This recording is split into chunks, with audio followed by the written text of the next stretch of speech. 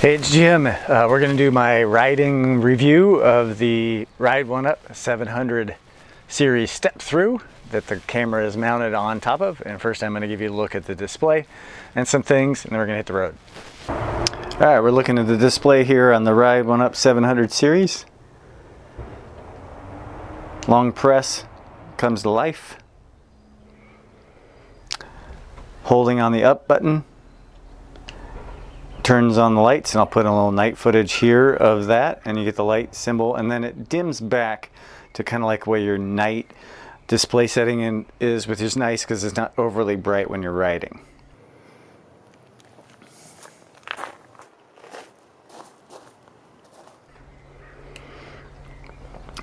This particular model is got walk mode. I'll pull up the, if I can do this.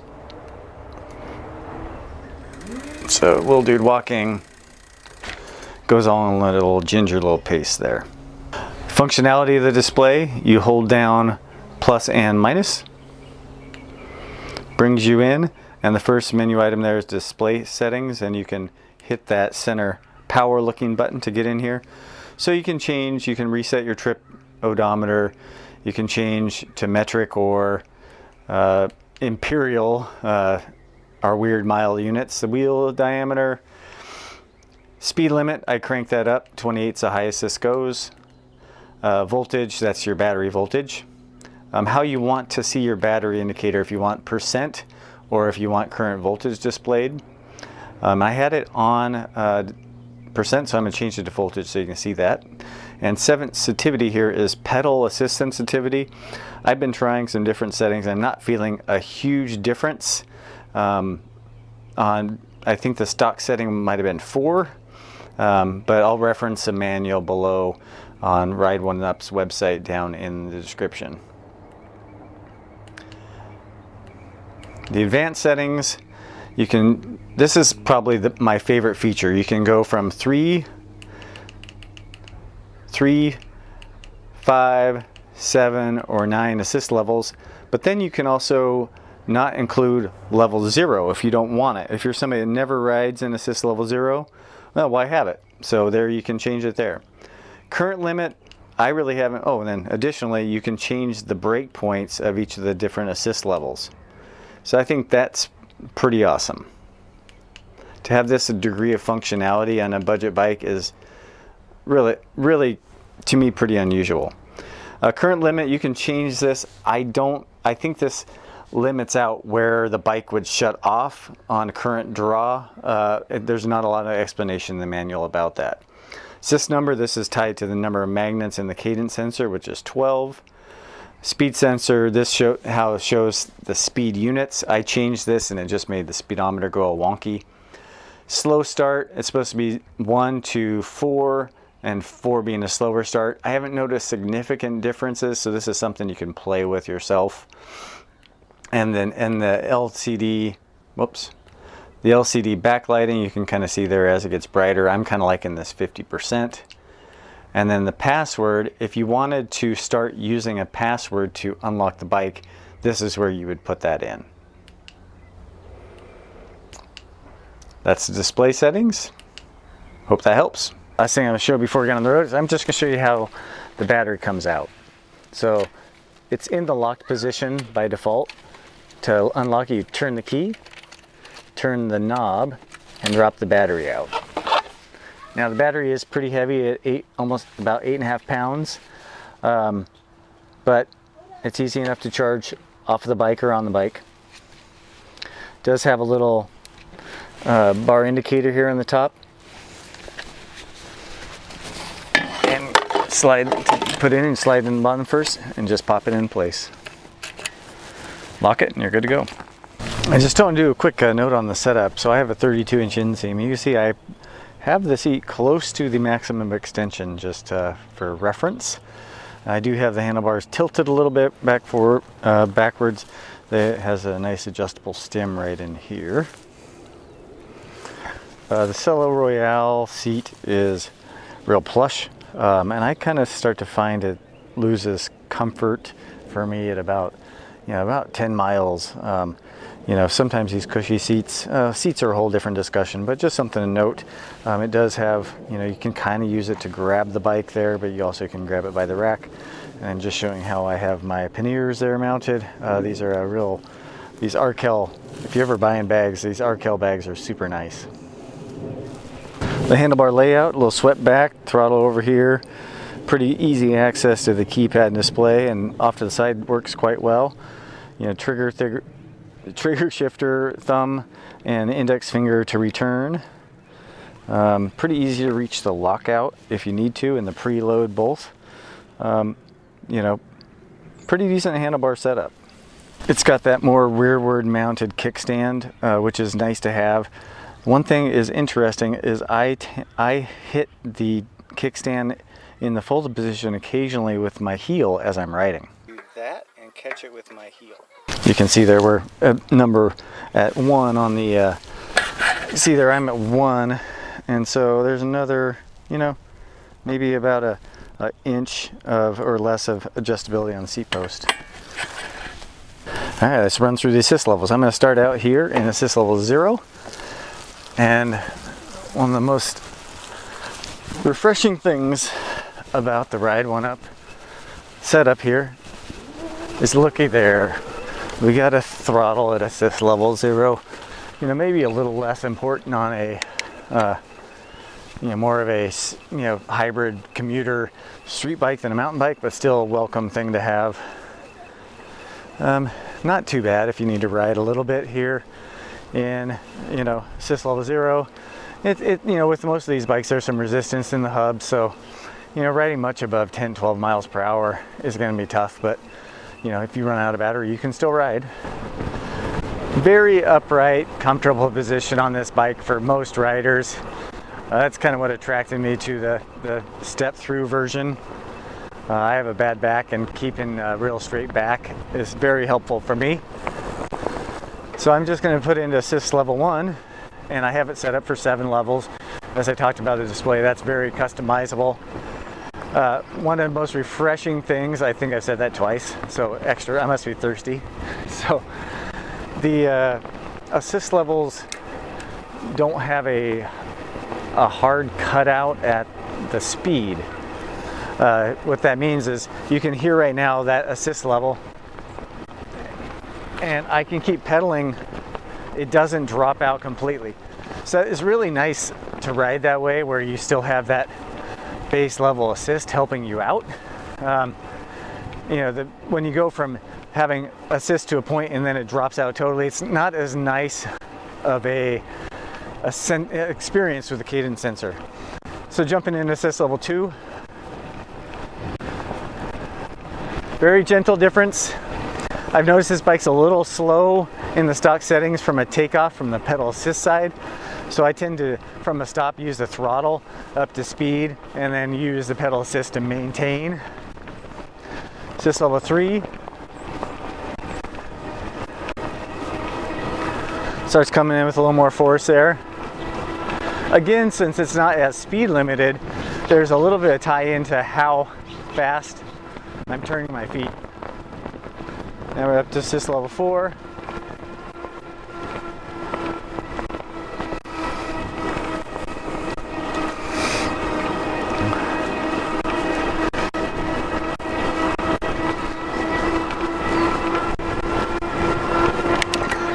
And I find this is kind of where if you notice here, I kind of had to push a little harder, even though the assist still had assist to give. I had to get kind of up to speed and hold it there. Now it is a 500 watt nominally rated geared hub motor with a decent amount of torque at 60 Newton meters, but it's also advertised as 750 watts in other places. That's kind of a, you know, advertising thing these days, you know, where there are 500 watt motors that are advertised as feeling like 750 watt motors. Meh. This is a fast bike, as I'll show you later, but that's kind of a little exaggeration from some of these manufacturers. It's fine. It's not veiled marketing by Ride1up. You can see it on their website.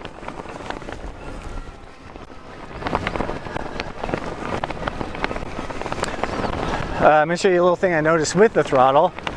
So I'm going to throttle up here, pause on throttle, and then if you saw, I went back down on the throttle, and there's about 3 seconds of a delay for the throttle re-engagement. Now, that's kind of the same thing. I'm going to get the maximum assist level so you can hear this. You'll hear on the pedal assist. I'm not pedaling. Stop pedaling. There's a couple seconds delay.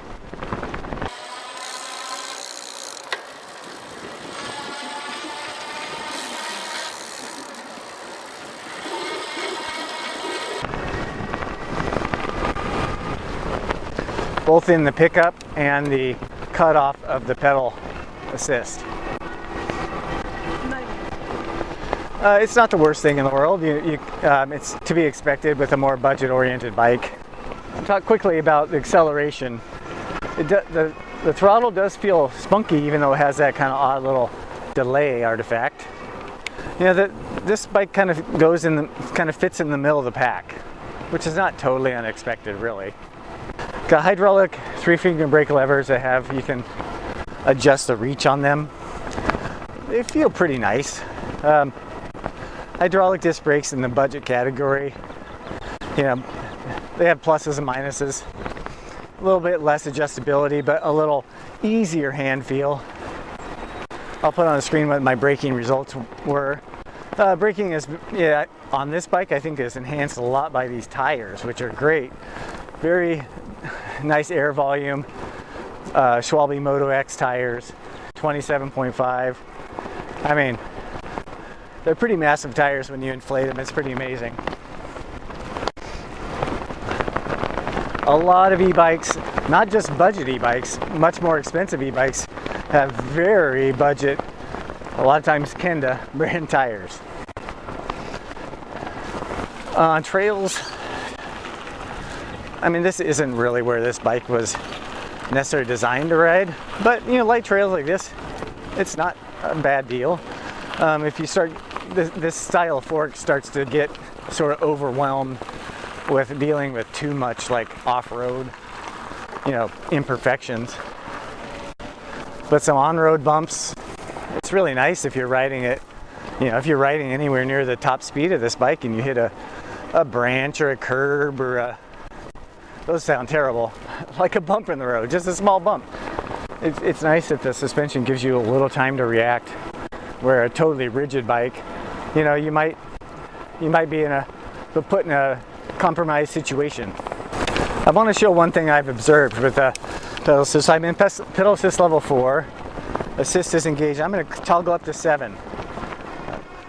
You see there, it took a couple seconds for it to kick in. And then what I've noticed at the assist level just before the top, right now I'm getting a ton of vibration through the seat. I think it's a perfect harmonic with the motor vibration frequency and the aluminum frame, that it's just kind of transmitting through. And I don't think it's that unpleasant, but my lady friend thought it was actually quite pleasant. So, oh boy. It's a very stable handling bike.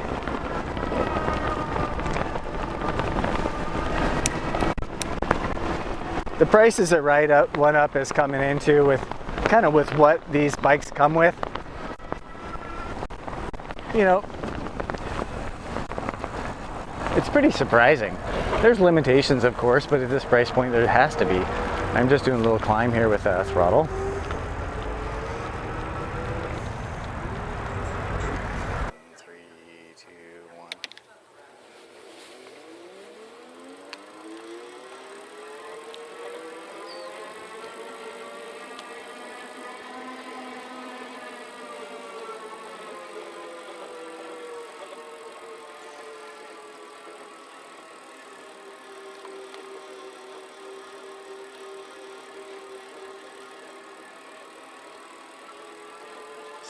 So I'll put on my hill climb video there. Some of the kind of slow throttle acceleration, I do the hill climb with throttle only for comparability. It was pretty slow up the hill, and I think that was sort of dictated by the throttle, how slow it kind of takes to pick up. Well, this is going to be interesting. I'm going to kick it up to the highest assist level because it looks like I'm going to have to play with the cars here for a second. So we're going to see what the top speed is.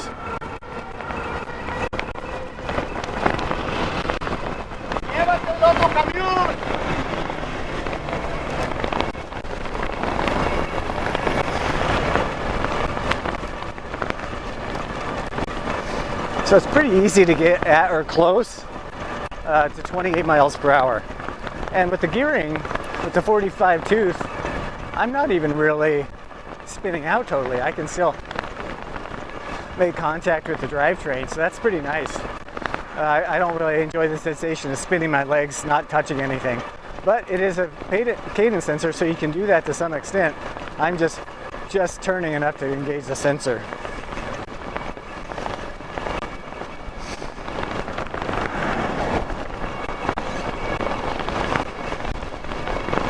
But then I tend to like to pedal up against it. Alright, so I'm also going to do a throttle top speed here for you. It does go a bit over 20. We'll see where it is, it caps out. Oh man. This bad boy is really booking. So we're getting close to 28. Throttle only. That's flat cooking there. So I'm about 8 or 9 miles in the range, and I've been riding pretty fast. I got a dip saying I'm down to 78% battery. Found it fairly accurate, the battery indicator. You can also go in there and see what your actual real-time voltage, and you can have it display voltage versus percent. For someone like me, I like that. But range-wise, I've had another lighter rider do a range test. I've done 2 additional range tests at higher speed and lower speed. I'll summarize those on the screen.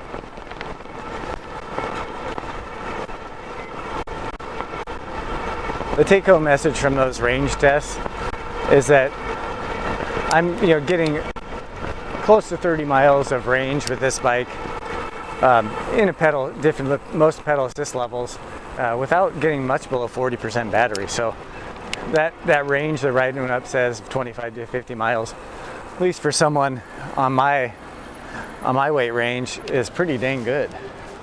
I did want to mention the bike weight, and trying to see if I really notice much frame flex. I don't really notice much, but you do feel, especially when taking off in the pedal assist only situation, it is a pretty heavy bike.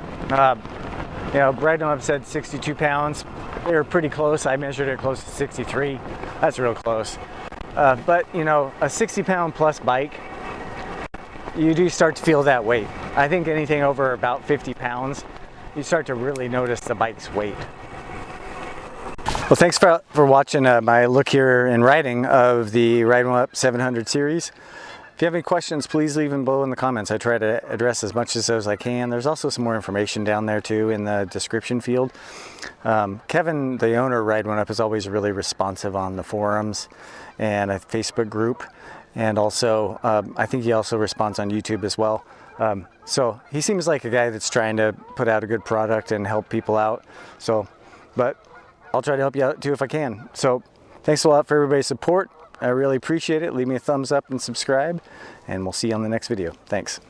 Hey, how's it going? It's Jim. And bam! This should Popular Scout. Grunt transition. I'm gonna go talk to my chickens. Oh, no way. It's pretty neat. Catch the wave, feel the